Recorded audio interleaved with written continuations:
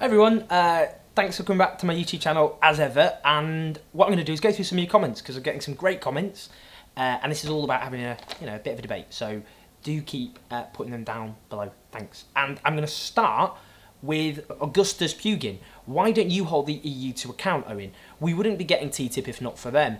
Why do you suddenly care about the UK's sovereignty being undermined? Well, actually, I do have lots of criticisms of the EU. I don't think it's democratic enough.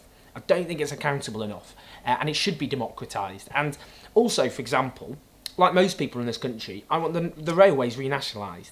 But there's an EU directive that none of us actually voted for that stops that from happening. And there's lots of other cases in EU treaties of policies promoting, handing over bits of the public sector to profiteers that I want to get rid of. So I do want to change the EU. I'm not any kind of, the EU's all great as it is, it's brilliant. I want all the threats to democracy and sovereignty to be taken out of the EU altogether. I don't support withdrawing from the EU, but I do want to completely transform it. Will Simo, he says, if the EU were to continue pushing neoliberalism such as they've done in Greece, and are successful in pushing through TTIP and what we believe in its current form, would it be in the interest of the left to advocate an EU exit? Look, what the EU have done to Greece, Will, hello by the way, is an absolute disgrace. That country has been ravaged by austerity, imposed partly by the EU, by the German government and so on. Poverty has surged to over 40%, about 60% of young people out of work, where health services have been ravaged with many people not able to use healthcare anymore, where infant mortality and the suicide rate have all surged. Austerity has actually killed people in Greece. And the EU policy of austerity has been absolutely catastrophic.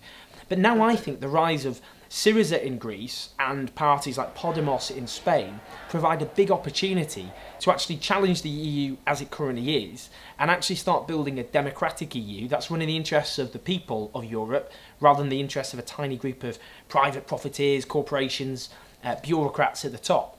Now that doesn't mean I'm unconditional about the EU. If I thought the EU was completely impossible to reform, that it will become an ever greater menace to democracy and sovereignty, then of course I'd support withdrawing. But at the moment, I don't think we're there. Dark Angel of Hellingly, what a great name. Hello. I stopped listening when he referenced plain packaging for tobacco. Nanny state gone mad.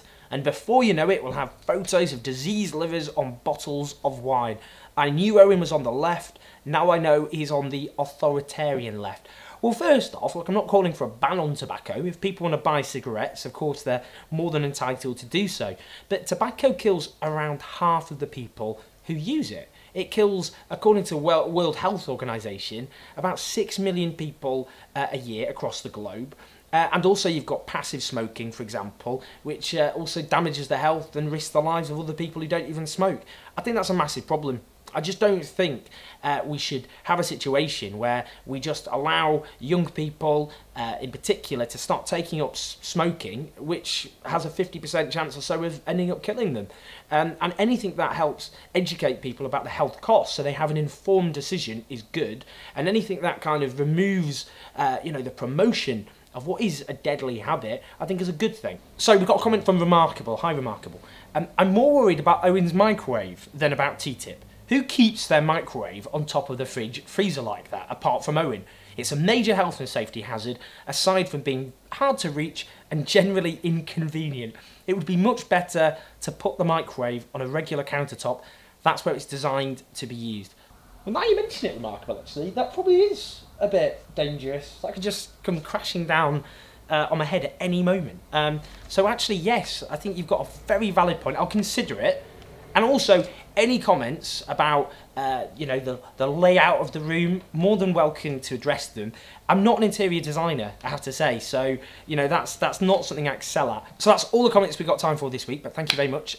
Do keep them coming in. Love to hear what you think, especially some of the slightly wackier ones. And, yeah, I'll see you next week.